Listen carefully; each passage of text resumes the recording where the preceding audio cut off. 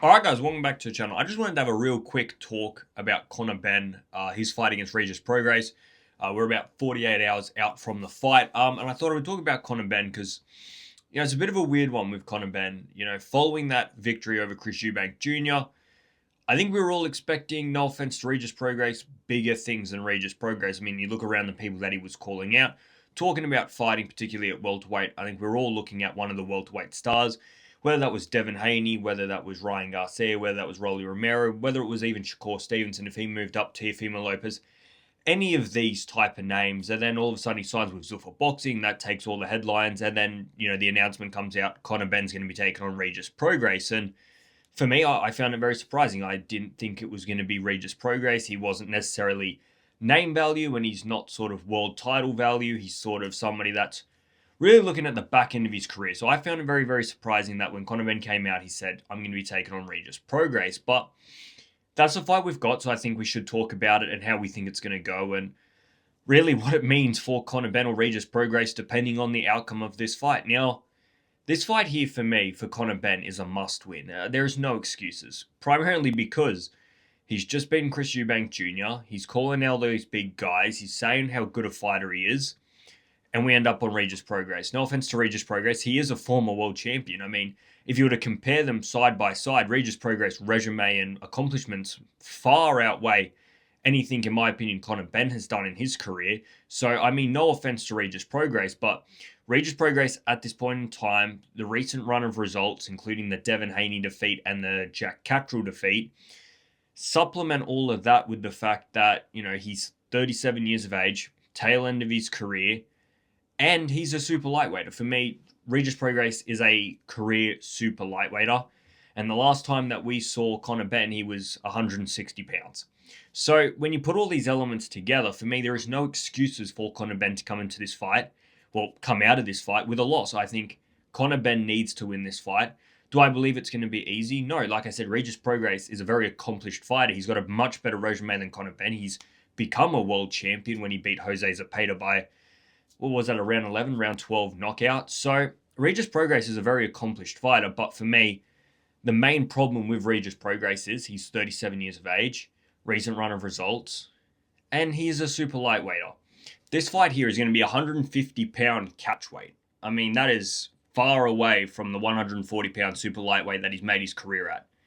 Mind you, it's going to be against a guy that just fought at 160 pounds. So, this weight thing for me is the biggest talking point in this fight. If we just talk about the last fight for Regis Prograis, which was 142.5-pound catch weight against Jojo Diaz, which I think is a very important fight to talk about. I know there's a lot of fights in his resume to talk about, but if we just talk about that fight, it's basically his career highest weight. Mind you, early doors in his career, there's the 147 welterweight bouts that he would have had against nobodies for shortened rounds and whatever else. I don't care about those. I'm talking about recent run. 142.5 pounds against Jojo Diaz is a career height. And, although he won that fight, the amount of damage he took in that fight, he's never been a defensive fighter. He's never had good defense. He gets dropped all the time. I mean, he got dropped twice by Jack Catterall, dropped once by Devin Haney in that fight against Jojo Diaz. He got hit many, many times with big, powerful shots. And, we're talking about a fight there that was at 142 catch weight against Jojo Diaz, who himself is a super lightweighter. And we've just seen recently that he's realistically too small to be fighting the higher ones. We just saw that against Alexis Roja. He's too small for those divisions. So we're now talking about a definite super lightweight, not a big super lightweight in Regis Prograis. He's shown that in his career. He showed that in his last fight.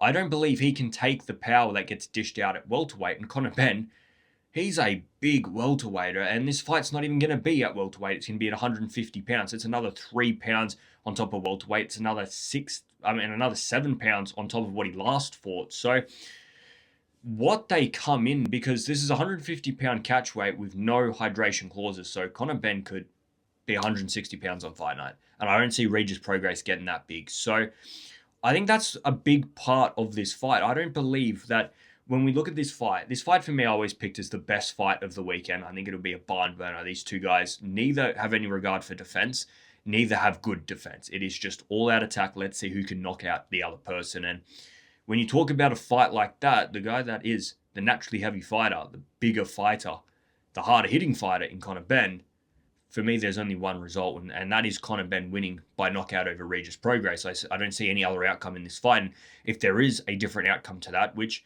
in this fight, you can never pick it because Regis Prograis, I don't know how he's going to punch at 150 pounds. He's a very attacky fighter. He could be unbelievably powerful at this weight. I doubt it, but he could be.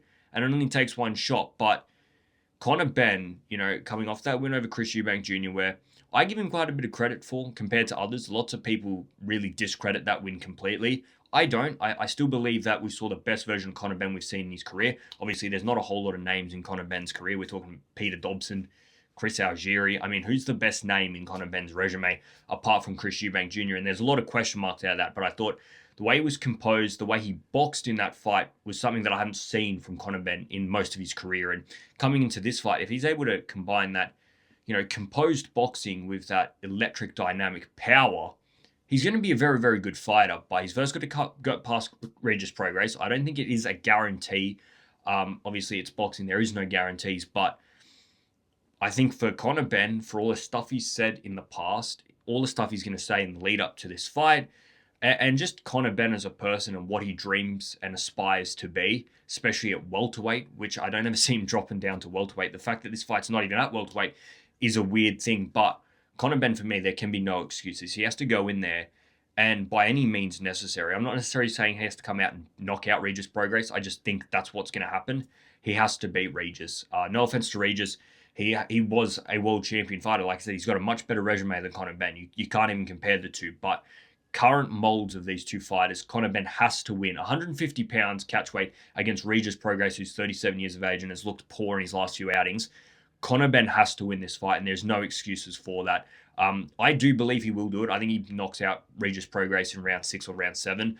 That would be my official prediction. I think a round 6 knockout to Conor Benn. I think he'll do it quick. I think Regis Prograis, he's just going to be too small in this fight, and he's not going to be able to withstand the power from Benn.